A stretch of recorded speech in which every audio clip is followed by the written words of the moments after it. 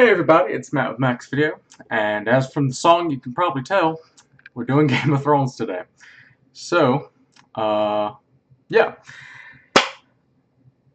specifically Season 7, since it's over and I feel like everybody that wants to see it should have probably seen it by now. So I don't have to worry so much about spoilers, but as you do. Um, yeah.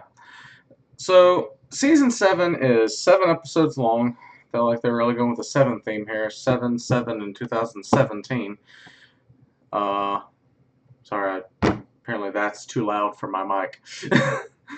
um, but yeah, so it's a short season in comparison to most others, in comparison to most anything season related at all, unless you're Sherlock. But we don't talk about that. So, yeah. Lot of different things happened in this season that is different from other seasons. For instance, like I said, it is shorter season, and because of that, they had to get everything done quicker in the story, not so much in the development. It took them a year to do it. It's going to take them 2 years to do the next season. That's just driving me up a wall. So, yeah, but everything progressed faster. I mean, Game of Thrones is known for that. It takes you 50 years to get to one location.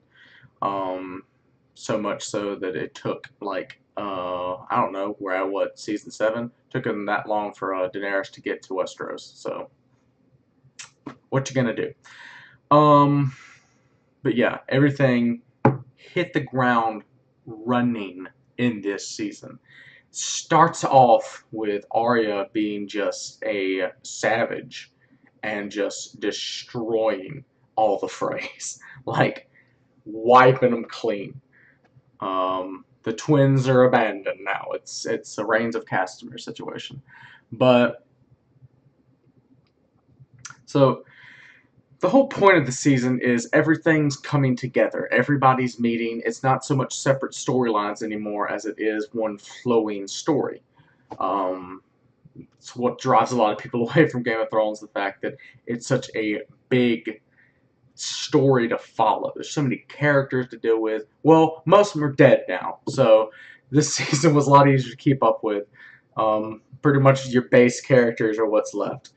Um, so talk about the main people that we have here. We have Jon Snow, who's been named King in the North, and he's still pretty much tasked with saving the world from the White Walkers and the Whites and all that good stuff. Um, then you have Daenerys, who has finally got to Westeros, is holed up in Dragonstone, the ancient house of the Targaryens. Um, you have Cersei and Jaime. They're just trying to figure out a way to kill everybody because Cersei is an evil, evil witch of a woman.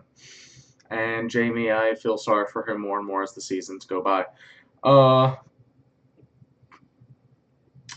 yeah. You have Arya, who's a faceless man now, so she's able to disguise herself as people and kill things, and she's a very, very efficient assassin. She kills things without thought and remorse or anything. So that's nice. You have Sansa, who, you know, she's finally a somewhat likable character in this season. I don't hate her as much as I once did, and that's nice. So, and you have Tormund. He's running Eastwatch by the Sea. You have uh, Breen of Tarth, who's at Winterfell, protecting Sansa and Arya, even though Arya doesn't really need protecting, but who am I to say anything? Uh, Littlefinger, who's still being the little piece of crap that he is. Finally get Gendry back, the bastard of Robert Baratheon. He finally comes back. It only took like 4 seasons, I think. So yeah, that's nice. Bedrick Dondarrion and I think it is Theros? Yeah, I think so. The Fire Priest. They meet up with Jon Snow and all them, and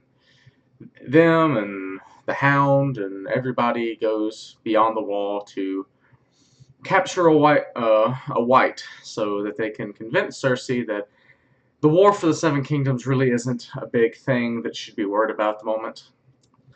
The focus should be destroying the threat in the north, and then we can have our petty squabbles afterwards. And Jon Snow pledges his allegiance to Daenerys, and we figure out that Daenerys is Jon's aunt, and that Rhaegar and Lyanna Stark are his parents. So that's a big thing. Yeah. So like I said, this is a simple season in the fact that it's a linear storyline. A lot of intense things happen between the dragons actually going to war with people. The fight with the Lannister army was intense. That's the first time you really saw the dragons in battle, and flawlessly executed, in my opinion. Then you have the fact that at the end of the season, which I've said so many spoilers at this point, I feel like it's needless to say, but spoiler warning. The White Walkers have Viserion now, one of the dragons. They killed him, brought him back to life as a white. So that's nice. The Night King is a very mean man. So yeah, things are escalating quickly. But that's pretty much all I want to tell you. I've given away a lot of spoilers, but there are some key components that I've missed and I've left out, so I'm going to leave that to you to decide upon and make your own decisions as to what you feel about them. You have plenty of time to watch this season. Like I said, it's 2 years until Season 8 comes out, so plenty of time to catch up.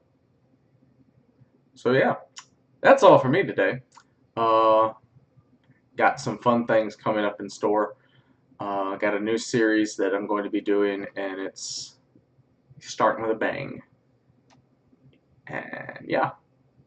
So, thank you all for watching. If you liked it, hit that like button. As always love new subscribers. You just fill my day with glee and joy.